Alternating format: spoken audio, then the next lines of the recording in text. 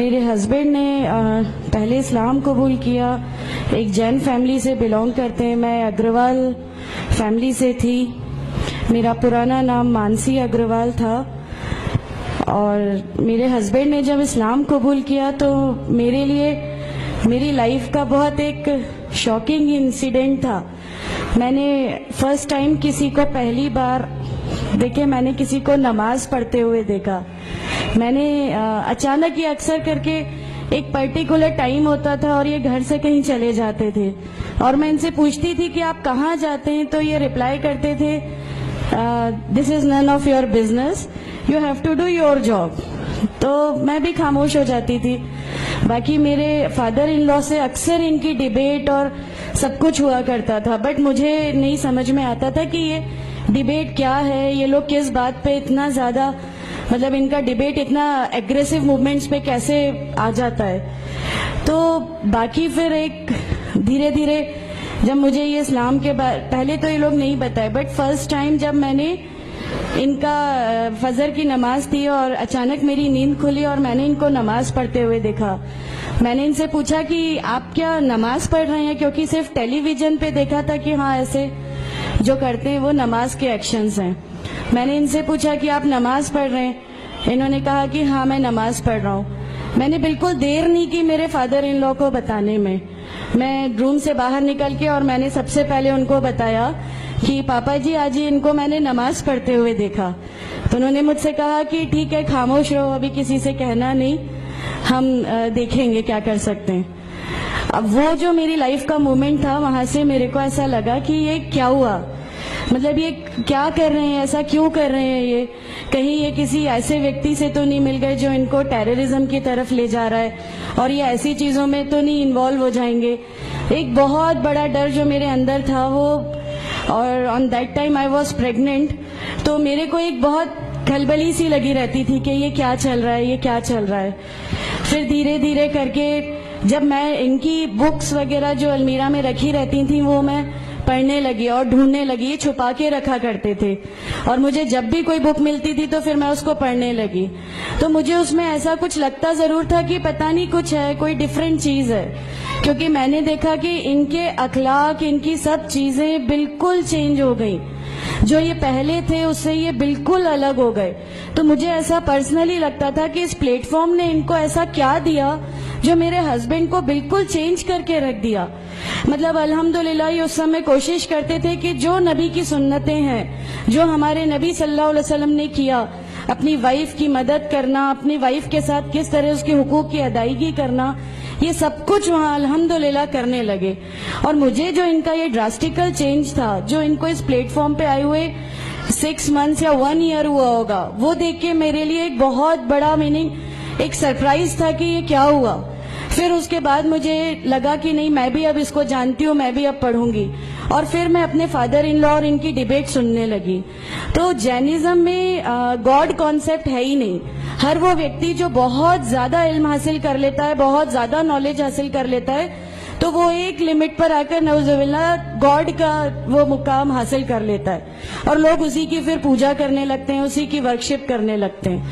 تو میرے دماغ میں اگروال فیملی سے تھی، تو میرے دماغ میں تھا کہ نہیں، ہمارے جو بھگوان ہیں وہ 3-4 ہاتھ والے ہیں، ان کا کیا ایک ہی گاڈ ہے جس کو جا کے آپ کو پوجنا ہے. تو نہیں، میں ان سے تو کچھ نہیں مانگوں گی، 3-4 ہاتھ والے بھگوان ہی ہوتے ہیں، یہ نہیں کچھ وہ ایسا رکھتے. تو وہاں سے ایک تھوڑا سا ڈسٹریکشن میرے کو گاڈ کانسیپٹ کا آیا. اور ایشور ہے جو اس دنیا کو چلا رہا ہے، یہ ہمیشہ میرے ایک ذہن میں رہتا تھا. تو مجھے میرے فادر ان لا کہیں نہ کہیں اس پلیٹ فارم پہ آ کے غلط لگنے لگے کہ نہیں، یہ جو کہہ رہے ہیں وہ صحیح ہے اور ان کی جو ڈیبیٹ ہے اس کا اینڈ جو ہے وہ یہ صحیح ہے. پھر دھیرے دھیرے کر کے مجھے ان کی چیزوں پہ یقین آنے لگا الحمدللہ.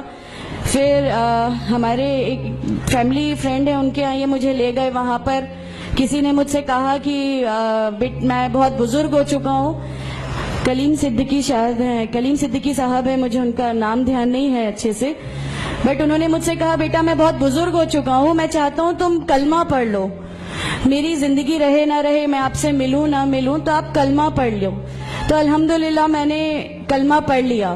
کلمہ پڑھنے کے بعد بھی جب ہم گھر لوٹ رہے تھے تو میں نے ان سے کہا کہ میں نے صرف ابھی کلمہ پڑھا، ابھی آپ یہ مت سمجھیے گا کہ میرے کو سب سمجھ میں آ گیا اور میں اس چیز کو مان لوں گی. انہوں نے کہا نہیں, تمہاری مرضی, کسی میں کوئی فورس نہیں ہے.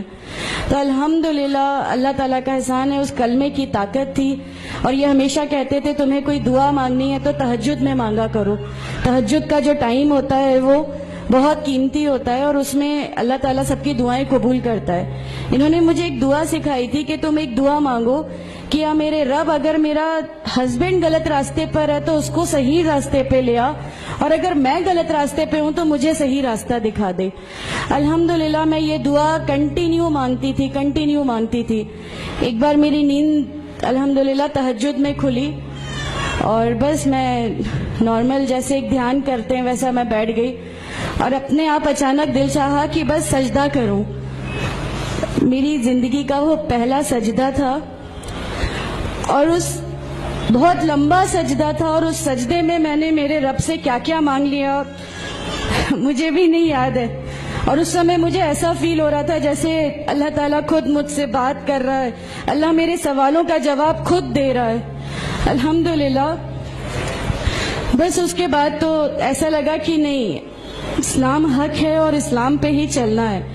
اس کے بعد پھر بہت ساری پریشانیاں لائف میں آئیں, سب کچھ آیا, بٹ الحمدللہ اللہ کا احسان ہے کہ اللہ تعالیٰ نے ہر پریشانی, ہر چیز کو ایسے لے لیا کہ ہم لوگوں کو کبھی احساس ہی نہیں ہونے دیا کہ یہ کوئی پریشانی تھی.